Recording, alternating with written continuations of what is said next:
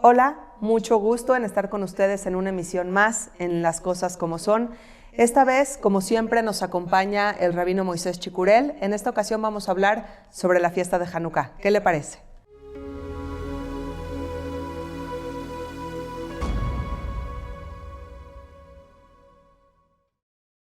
Rabino, pues en esta ocasión hablemos de Hanukkah. Es una fiesta muy emblemática en todas las festividades judías. Sabemos que hay fiestas muy importantes que vienen incluso en la Torá, como Sukkot, Shavuot, incluso Pesaj, pero la fiesta de Hanukkah no está en la Torá, no formó parte del canon. La pregunta es ¿por qué? La pregunta es muy buena. Históricamente es una muy buena pregunta y nos da lugar a entender el contexto histórico de Hanukkah, cuando sucede Hanukkah, qué es lo que sucedía en el pueblo de Israel. Los libros de la Torá, que son 5 libros, son los libros de la Torá de Moshe. Y después tenemos todos los libros del Tanaj. Tenemos los libros que conforman los Nevi'im y los Ketuvim, los profetas y los escritos, traduciéndolo de forma literal.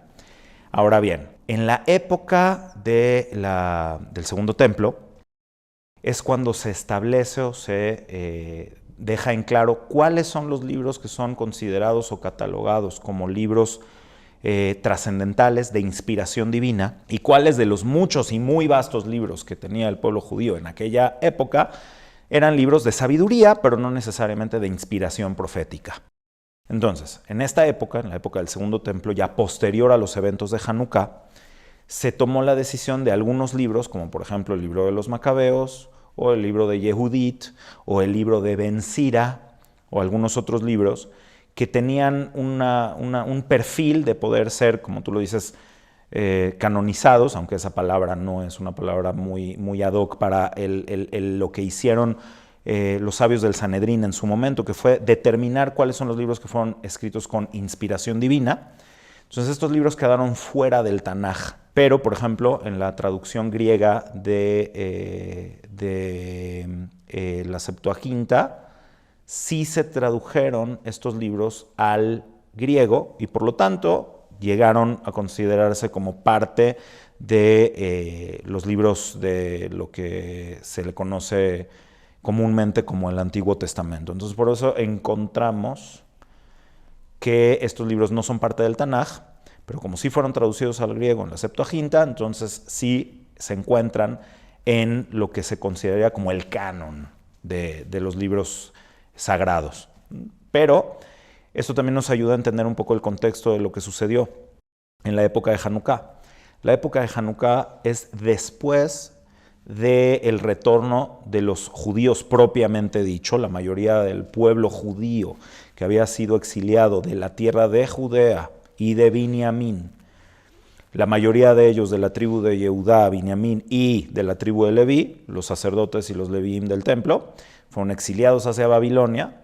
Entonces cuando regresaron, aunque hasta hoy en día existen aún elementos de las 12 tribus de Israel, no nada más de los descendientes de la tribu de Judea, como este reino era conocido como el reino de Judea, entonces regresan y reconforman la tierra de Judea. Ahí ya no hay profecía como tal. Los últimos profetas son Esdra, Nehemías, Malají, son los últimos profetas que fueron determinados que su mensaje fue de inspiración divina.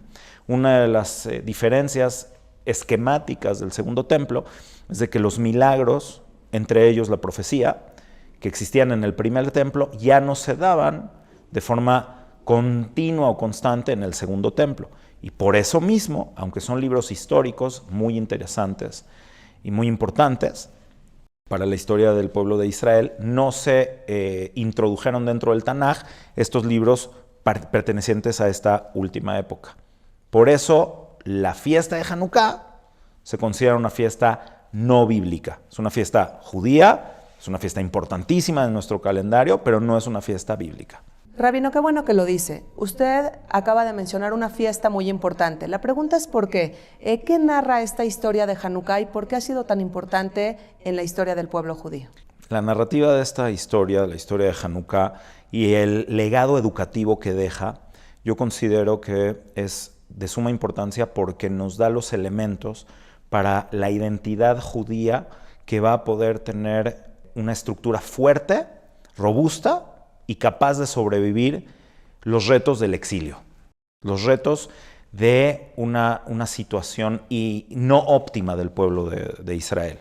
Aunque los judíos habían vuelto a construir el templo, en esta segunda ocasión, la mayor parte del tiempo estuvimos bajo del dominio, ya sea persa, con un inter de autonomía que lograron justamente los Hashmonaim, los también llamados macabeos, los reyes de la dinastía de Hashmón, de los Hashmonaim, y también la dinastía herodiana. Tuvieron un cierto tipo de autonomía, pero duró realmente, es una cosa anecdótica y entrecomillada el tema de la autonomía, porque siempre tuvieron que estar negociando tratados de no agresión y tratados de paz con las potencias, tanto la Seleucida, que es una parte del imperio helenístico, de los imperios helenísticos, o los ptolemaicos, cuando fueron finalmente conquistados por los romanos. Eso generó también la necesidad de entablar relaciones con Roma, hasta que una lucha por el poder entre dos de los aspirantes al trono de los Hashmonaim llevó a que los romanos tuvieran que entrar a determinar quién iba a ser el rey de los judíos, y a partir de ahí se pierde de plano la autonomía. Entonces, en esta situación no óptima del pueblo de Israel, era muy necesario tener los elementos de identidad para poderse enfrentar a esos retos de este Israel no bíblico, de este Israel que está en un estado de supervivencia, no necesariamente de florecimiento, de supervivencia. Entonces aquí encontramos elementos de identidad muy poderosos que a veces se tergiversan. Mucha gente le pone importancia a la guerra, a la capacidad de autodefensa, a que no nos dejamos mandar por otros, etcétera. Pero yo creo que lo más importante es lo que representa la Hanukkah, porque no representamos Hanukkah con una espada o con un arco y una flecha en representación a las victorias militares, que además, por supuesto, que son un gran milagro, pero como todos los milagros, suceden en un contexto natural que destaca.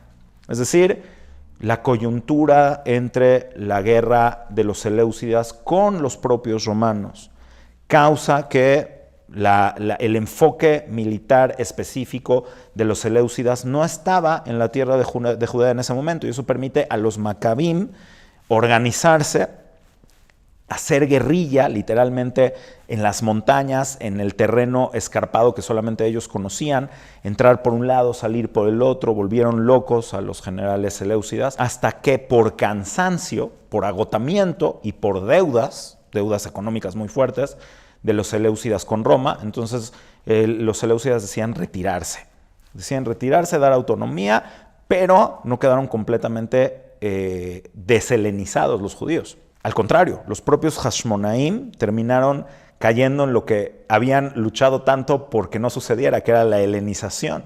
Entonces, lo que queda como un elemento perpetuo para el pueblo de Israel es la luz que representa la menorá, que es la luz de la identidad a base de la Torá y de las mitzvot, de una relación con la Torá, con la base de la identidad judía y con la práctica de esta Torá a través de las mitzvot, porque lo que buscaban los seleucidas, lo que buscaba el imperio helenístico en particular, era quitar la identidad judía. No tenían un asunto étnico, racial, de destruir al pueblo hebreo, al pueblo judío, como había sucedido, por ejemplo, en la época de Amán, unos siglos antes de esto, donde la persecución era contra el cuerpo, contra la carne, contra la etnia, contra la raza, de exterminación de una raza en particular. Aquí lo que se buscaba era mantener esa raza, pero que se perdiera la esencia de su identidad.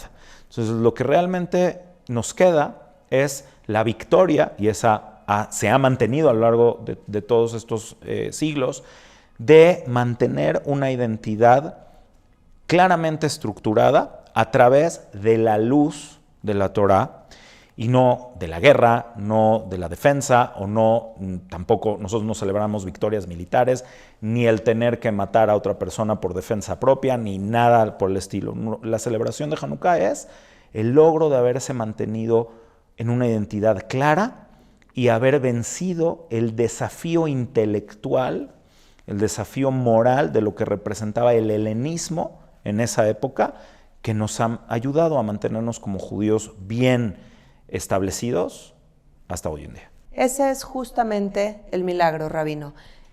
La capacidad que ha tenido el pueblo judío durante tantos milenios de conservarse en su cultura, en su religión, en sus preceptos, en sus tradiciones además. ¿Cuáles son los milagros de hoy en día? Tenemos claro que en la fiesta de Hanukkah tenemos a un pueblo pequeño venciendo a un imperio poderoso. Tenemos claro también que la menorá de aceite, con este poco aceite duró 8 días y pudo alumbrar al templo. Esos son los milagros de aquel entonces. ¿Cuáles son los milagros de hoy en día? Me encanta tu pregunta porque nos va a ayudar a entender que también esos milagros que aparentan ser tan claros en la actualidad son milagros que hay que saber ver. En hebreo, milagro significa nes. Y esta palabra, en realidad, lo que quiere decir es que algo se eleva. Para explicar este tema, siempre recurro a lo que sucedió en el desierto, en la época de Moisés, en la época de los 40 años, cuando Israel andaba por el desierto antes de entrar a la tierra prometida, la tierra de Israel, en ese momento todavía la tierra de Canaán. En algún momento el pueblo fue atacado por serpientes. Las serpientes mordían a la gente y la gente se moría. Entonces, ante eso, Dios le dice a Moshe, haz para ti una vara. En la vara coloca una serpiente de bronce, Nehoshet, y cualquier persona que sea picado por una serpiente volteará a ver la serpiente de bronce y se curará. Es algo extremadamente extraño. Primero es una figura de un animal, puesta en un estandarte que tenías que voltear a ver hacia arriba. Parece casi un ídolo. Algo muy extraño, ¿no? Y si uno no lo entiende, parece algo completamente místico y fuera de toda la narrativa bíblica de ser racionales y de tener un arraigo espiritual que no esté basado en amuletos, nada de esto. Entonces, a partir de ahí podemos entender todos los milagros y también el de Hanukkah. Es completamente normal que haya serpientes, que haya escorpiones, que haya cualquier tipo de animales ponzoñosos en el desierto. Ese es su hábitat. Lo que no es normal es de que no piquen a la gente. Entonces, en algún momento el pueblo de Israel pierde su conexión metafísica consigo mismo y con el Creador. Entonces la naturaleza cobra su lugar. Entonces llegan las serpientes y muerden. Y como es natural, la serpiente muerde, envenena y hay gente que muere. Entonces aquí el tema es hacia dónde estás volteando a ver. ¿Hacia dónde estás volteando a ver? Si tú ves hacia abajo y ves la serpiente en la tierra y te dejas llevar por lo que aparenta ser natural en la vida y en el mundo, entonces estás ante la realidad natural establecida por el propio creador del universo y te vas a tener que someter a las leyes de esa naturaleza. Cuando esa serpiente, esa misma serpiente, la pones sobre una vara que en hebreo se llama nes, sim oto al nes, aseleja nehash nehoshet, haz para ti una serpiente de bronce, vesim oto al nes, ponla sobre una vara elevada. Ahí la palabra nes es muy importante. Entonces, cuando volteamos a ver hacia arriba y entendemos el contexto, es la serpiente y el cielo. El cielo es la metáfora de lo trascendental. Shamaim en hebreo realmente no significa cielo, significa el plural de lo que está allá. Sham es allá. Shamaim se podría traducir en español los allás o lo plural de lo que está allá. En realidad cielo en hebreo bíblico se diría raquía, no shamaim. Pero se asocia que hay algo que está más allá de nosotros, que está relacionado con lo que nosotros llamamos cielo, y por eso lo utilizamos como un paradigma de lo que es trascendental.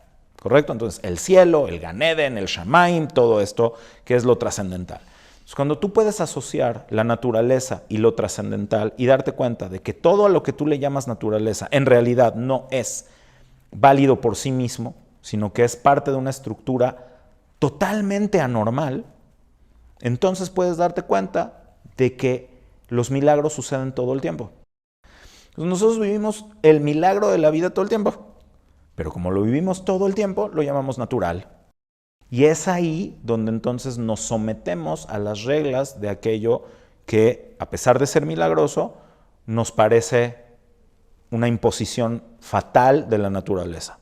En cambio, cuando hay un ser humano elevado o un grupo de personas elevadas que pueden darse cuenta que todo lo que vivimos es un milagro absoluto, cuando realmente tienes esa convicción, no hay diferencia si, por ejemplo, uno enciende una vela con aceite o una vela con vinagre.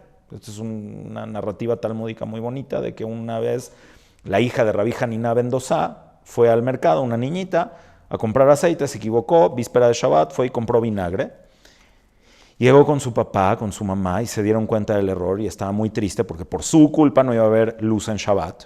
Entonces le dijo Rabí Hanina ben Dosa, no te preocupes, el que le dijo al aceite que sirva como combustible para encender una luz, que le diga este Shabbat al vinagre, que sirva como combustible. Y prendieron las velas y duró todo igual. ¿Qué quiere decir? Que para esta gente que logra ver el contexto de que todo es trascendental, todo es un milagro, entonces no hay diferencia entre el milagro de respirar oxígeno y el milagro de que una vela en vez de durar un día, dura 8 días. Entonces esa es la respuesta ante lo que tú me cuestionas. ¿Cuáles son los milagros un día? Todo. Ahora hay cosas que destacan y que te ayudan a darte cuenta que todo lo demás también es un milagro. Esas situaciones se les llama Nes. Son situaciones elevadas que te elevan a ti y te deben de ayudar a darte cuenta que todo lo otro, a lo cual le llamas natural o cotidiano, es milagroso también.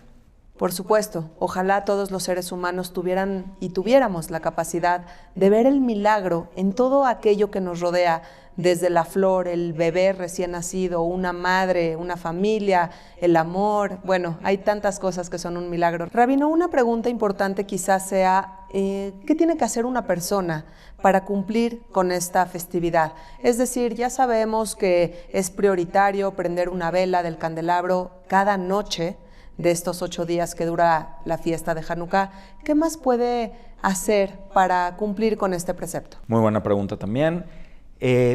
Realmente, para poder cumplir con este precepto hay que prender una vela por noche.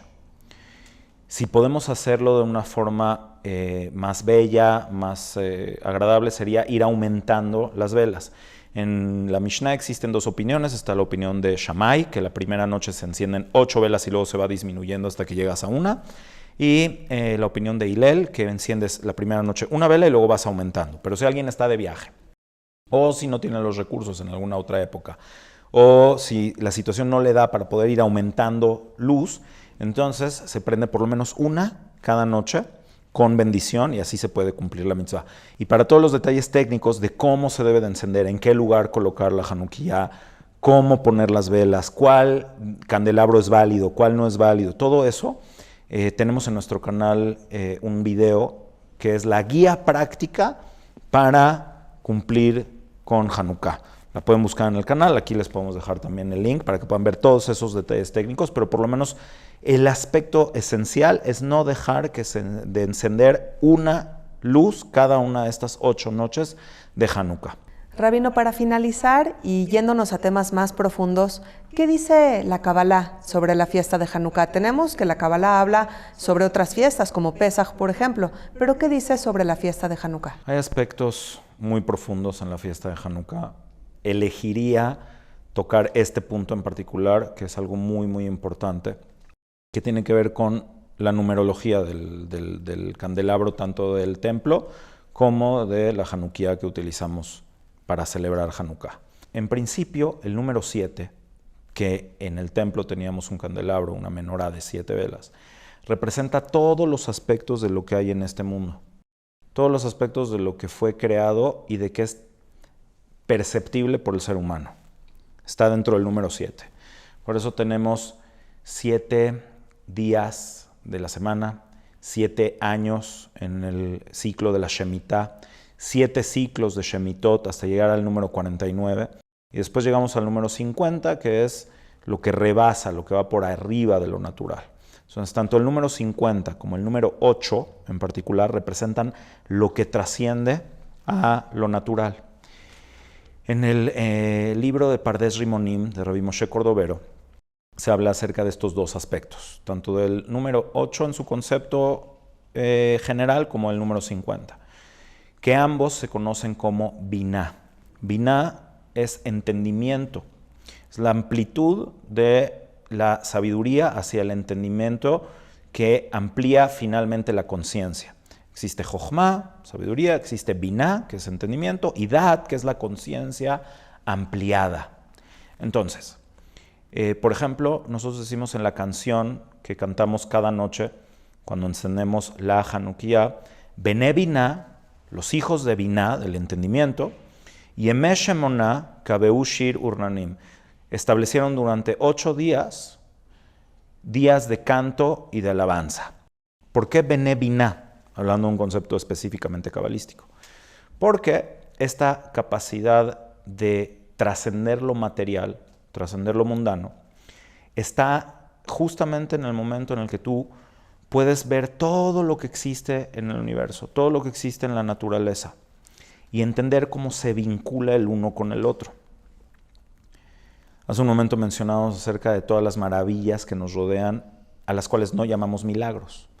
Pero en este contexto, cada una de las cosas que fueron creadas por sí mismas no son autónomas, por sí mismas no son válidas, requieren de la interconexión entre todo. Una de las funciones principales del pueblo de Israel es ser un catalizador de la conexión entre lo mundano y lo trascendental, entre el creador y los seres creados, a través de la Torah. Entonces, todo lo que se puede concebir desde una forma estructurada, separada y diferenciada una de la otra, es Jochma, es sabiduría, es ciencia, es conocimiento. Pero cuando tú empiezas a ver la interconexión que hay entre las cosas, creces y superas la simple Jochma y lo llevas a un nivel más elevado que es Binah. Y entonces, el número 8, que está relacionado con lo que va más allá de lo simplemente natural, es lo que te ayuda a entender los milagros, a entender que todo es un milagro y a aspirar a llegar a ese nivel de entendimiento para poder conectar y ser un agente de conexión en todo lo que existe en el universo. Entonces la aspiración es aumentar la luz, no disminuirla, como Beth Hillel decía, no como Shammai decía. Shammai lo que decía, que tiene que ver con lo lógico, con lo estrictamente racional, el ir diciendo que tenías 8 días y al final llegaste a un día, eso también representa que al principio tenías mucho aceite y ese aceite se fue disminuyendo hasta que finalmente se extinguió en el último día.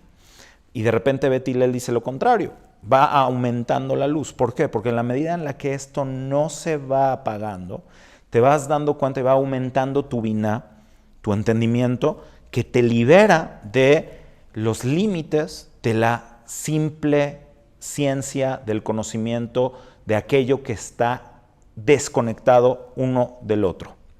Entonces, por eso se aumenta la luz, diciendo a cada uno de nosotros que debemos intentar aumentar nuestra sabiduría, nuestra Jochma, pero también llegar a aspirar a tener Binah, tener este razonamiento estructural interconectado, que al final nos puede llevar a tener Da'at, que es una conciencia plena en todos los aspectos, el material y el trascendental, y al final esa es la labor de Israel. Cabalísticamente este es un aspecto muy particular de Binah que encontramos en la fiesta de Hanukkah. Hay muchas otras cosas, pero creo que con esta nos podemos llevar algo muy práctico, muy entendible, que nos ayuda también a aspirar. No podemos ser gente, punto número 1, ignorante. La ignorancia es la oscuridad absoluta. Los griegos, los helenistas, le atribuyeron mucha sabiduría al mundo, mucha ciencia, mucho conocimiento. Y eso es muy bueno. Esa luz la podemos asumir, la podemos tomar, la podemos integrar a nuestra vida, a la vida judía.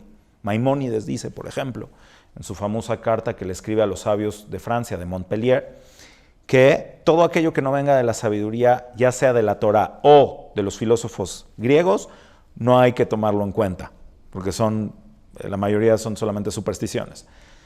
Quiere decir que hay algo muy bueno que integrar de la luz de la Jochma de las naciones, de la ciencia que puedes encontrar en cada una de las ciencias exactas, en la matemática, en la astronomía, en todo lo que hay, en la física, en la biología, pero tienes que aspirar a no quedarte solo en el 7, tienes que aspirar a llegar a Binah, que es la parte trascendental de la interconexión que hay entre todo, donde también cabe la trascendencia y la espiritualidad, y en su conjunto te pueden llevar a tener Da'at, que es la conciencia ampliada y plena a la cual puede llegar cada ser humano. La verdad es que con su respuesta nos deja clarísimo que el judaísmo es complejo, es extenso y uno puede sumergirse tan profundo como quiera.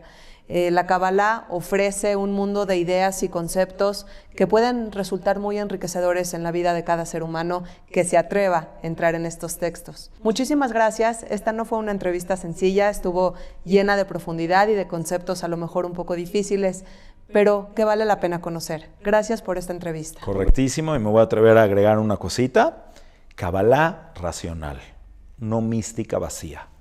La Kabbalah es una fuente de conocimiento filosófico, encriptado en conceptos que son necesario profundizar en ellos para entenderlos a ciencia cierta, pero tener mucho cuidado cuando la Kabbalah solamente se convierte en cosas místicas, desarraigadas de la lógica. Ahí más bien es un tema que yo llamo cabalistería, no Kabbalah, solamente para mantenernos con ese tema bien claro. Y como hoy, siempre que estudiemos algo que tenga que ver con Kabbalah, tiene que ser entendible, tiene que tener un aspecto práctico en tu vida que eleve tu conciencia. Si no eleva tu conciencia, no es Kabbalah. Por supuesto, hay que entenderlo así, aunque la Kabbalah se ponga de moda, entendamos su complejidad y hay que acercarnos, por supuesto, a personas como usted, con todo el conocimiento para acercarnos de un modo correcto con los conocimientos pertinentes. Una vez más, muchas gracias por todo. Gracias a ti y nos vemos la próxima.